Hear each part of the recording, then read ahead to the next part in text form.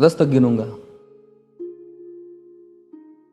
राम लिखते ही, पढ़ते ही, सुनते ही, देखते ही या दिखते ही मन में जो पहला विचार आता है उसे बांध कर रखिए। पूछूंगा 1 2 3 4 5 6 7 8 9 9 9। हाथ काट कर रख दूंगा या नाम समझ आ जाए तो। कितनी दिक्कत होगी पता है राम समझ आ जाए तो। भाई राम राम तो कह लोगे पर राम सा दुख भी सहना होगा। पहली चुनौती ये होगी कि मर्यादा में रहना होगा। और मर्यादा में रहना मतलब कुछ खास नहीं कर जाना है, बस त्याग को गले लगाना है और अहंकार जलाना है।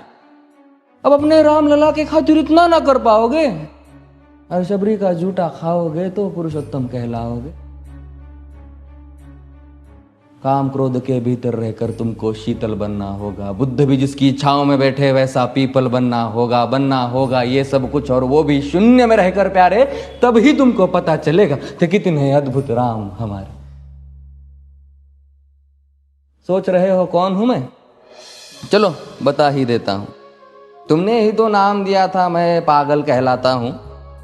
नया नया हूं यहाँ पे तो ना पहले किसी को देखा है। वैसे तो हूं त्रेता से, मुझे कृष्ण किसी ने कलयुग भेजा है।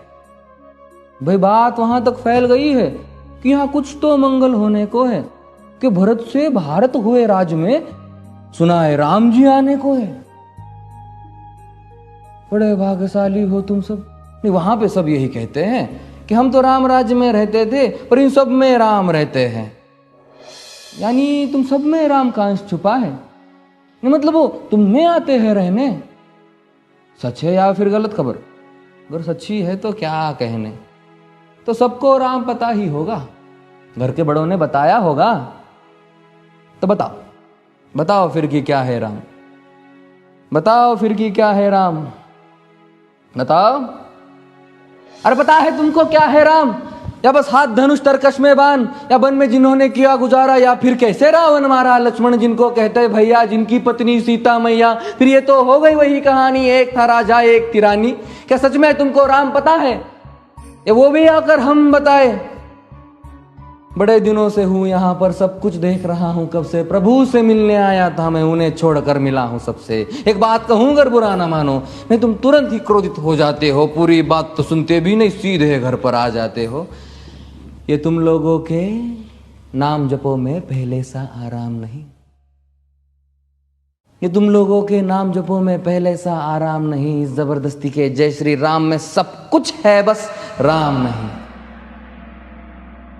ये राजनीति का दाया बाया जितना मर्जी खेलो तुम। दाया बाया, अरे दाया बाया ये तुम्हारी वर्तमान प्रादेशिक भाषा में क्या कहते हो उसे? हाँ वो लेफ्ट एंड राइट। ये राजनीति का दाया बाया जितना मर्जी खेलो तुम चेतावनी को, लेकिन मेरी अपने जहन में डालो तुम। निजी स्वार्थ के खातिर अगर कोई राम नाम को गाता हो तो खबरदार अगर जुर्रत की और मेरे राम को बांटा तो। भारत भू का कवि हूं मैं, तभी निडर हो कहता हूं राम है मेरी हर रचना में, मैं बजरंग में रहता हूं। भारत की नींव है कविताएं और सत्य हमारी बातों में, तभी कलम हमारी तीखी और साहित्य हमारे हाथों में। तो सोच समझ कर राम कहो तुम। ये बस आतिश का नारा नहीं, जब तक राम हृदय में नहीं तुमने राम पुकारा नहीं। राम कृष्ण की प्रतिभा पर पहले भी खड़े सवाल हुए। ये लंका और ये कुरुक्षेत्र यूं ही नहीं थे लाल हुए। अरे प्रसन्न हंसना भी है और पल पल रोना भी है राम। सब कुछ पाना भी है और सब पाकर खोना भी है राम। ब्रह्मा जी के कुल से होकर जो जंगल में सोए हो, जो अपनी जीत का हर्ष छोड़ रावण की मौत पे रोए हो। शिव जी जिनकी सेवा खातिर मारुत रूप में आ जाए, शेष नाग खुद लक्ष्मण बनकर जिनके रक्षक हो जाए। और तुम लोभ क्रोध अहंकार छल कपट सीने से लगा कर सो जाओगे तो कैसे भक्त बनोगे उनके, कैसे राम समझ पाओगे? अघोर क्या है पता नहीं और शिव जी का वरदान चाहिए। ब्रह्मचर्य का इल्म नहीं ने भक्त स्वरूप हनुमान चाहिए। भगवा क्या है पता, लहराना सबको होता है पर भगवा क्या है वो जाने जो भगवा ओढ़ के सोता है।